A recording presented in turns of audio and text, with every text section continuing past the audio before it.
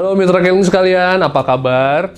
Mudah-mudahan pada sehat semua ya. Bersama saya Dr. Arif Munandar. Kali ini di acara Dr. Talk Health and Solution kita akan bicara soal pneumonia. Oke, pneumonia itu apa sih?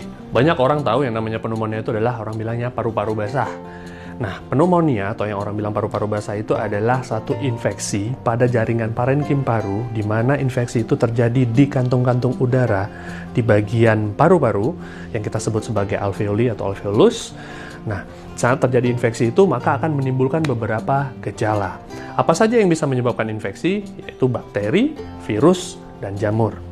Nah, infeksi-infeksi tadi itu bisa menyebabkan beberapa gejala. Kita telisik gejalanya ya. Yang pertama adalah demam. Nah, pada orang-orang dengan pneumonia, dia akan terjadi peningkatan suhu tubuh dari 37,5 sampai ke atas, sampai kira-kira 38 ke atas gitu ya. Nah, peningkatan suhu tubuh ini lebih dari karena reaksi infeksi yang memang terjadi pada tubuh kita, pada jaringan paru-paru kita. Lalu kemudian ada gejala-gejala yang membuat organ saluran pernafasan kita jadi tidak nyaman. Antara lain flu, batuk berdahak yang cukup produktif, artinya batuk berdahak yang banyak sekali mengeluarkan dahaknya.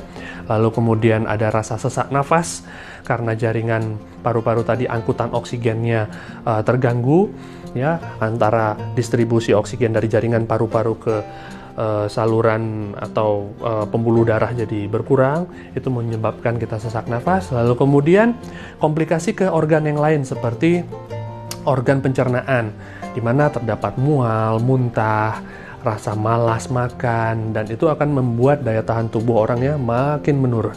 Setelah dia makin menurun, maka dia jadi gampang lelah, lemas, dan lain sebagainya. Dan puncak-puncaknya terjadi penurunan kesadaran karena saturasi oksigen di dalam darahnya sangat rendah. Oke, jadi 70% orang-orang dengan pneumonia itu datang ke rumah sakit setelah gejalanya itu memberat. Ya, mereka rata-rata tidak sadar, mereka menyangka bahwa ini hanya sakit pernafasan biasa, sehingga seringkali itu telat ditangani. Maka banyak hal yang bisa kita lakukan, selain memang kita berobat ke dokter gitu ya. Nah, yang bisa kita lakukan antara lain kita bisa lakukan vaksinasi. Dengan melakukan vaksinasi, maka kita